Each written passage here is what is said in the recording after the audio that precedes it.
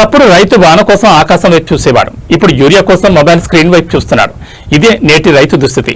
పంటను కాపాడుకోవడానికి అత్యవసరంగా అవసరమైన యూరియా కోసం రైతులు పడుతున్న కష్టాలు అన్నీ ఇన్ని కావు. ఒక ఫోన్ కాదు, 2 ఫోన్లు కాదు, 3 ఫోన్లలో ప్రయత్నించిన యాప్ మాత్రం ఓపెన్ కావడం లేదు. కొత్త వెర్షన్ అప్డేట్ చేయాలని వ్యవసాయ శాఖ సూచించడంతో రైతులు వెంటనే యాప్ను అప్లోడ్ చేసుకున్నారు. కానీ అప్డేట్ చేసిన తర్వాత కూడా బుకింగ్ జరగకపోవడంతో రైతులు తీవ్ర ఆవేదన వ్యక్తం చేస్తున్నారు. వర్షాలు కురిసి సాగు పనులు ఊపందుకున్న ఈ సమయంలో పంటకు సమయానికి యూరియా అందకపోతే దిగుబడిపై తీవ్ర ప్రభావం పడుతుందనే ఆందోళన రైతులను వెంటాడుతోంది.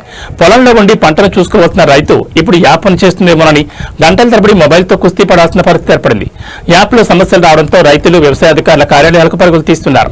అక్కడ కూడా ఇదే సమస్యతో వందలాది మంది రైతులు వేచి ఉండాల్సి వస్తుందని చెప్తున్నారు. మాకు టెక్నాలజీపై అభ్యంతరం లేదు, కానీ పంటకు సమయానికి ఎరువు అందాలి అంటూ రైతులు ఆవేదన వ్యక్తం చేస్తున్నారు.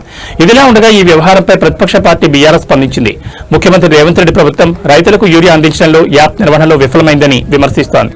మాజీ ముఖ్యమంత్రి కె చంద్రశేఖరరావు హయాంలో ఎరువుల సరఫరా ఎలాంటి ఇబ్బందులు లేకుండా జరిగేదని బీఆర్ఎస్ నేతలు పేర్కొంటూ రైతులను ఇబ్బందులు గురిచేయకుండా ప్రభుత్వం వెంటనే ప్రత్యామ్నాయ ఏర్పాట్లు చేయాలని డిమాండ్ చేస్తున్నారు. అయితే ప్రభుత్వం నుంచి ఈ విమర్శలపై అధికారిక స్పందన కోసం రైతులు ప్రజలు ఎదురుచూస్తున్నారు.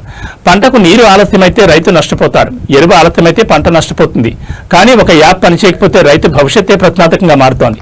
రైతు చెమట విలువను గుర్తించి యాప్లోని సాంకేతిక సమస్యలను వెంటనే పరిష్కరించి యూరియాను సకాలంలో అందుబాటులోకి తీసుకురావాలని రైతులు విజ్ఞప్తి చేస్తున్నారు.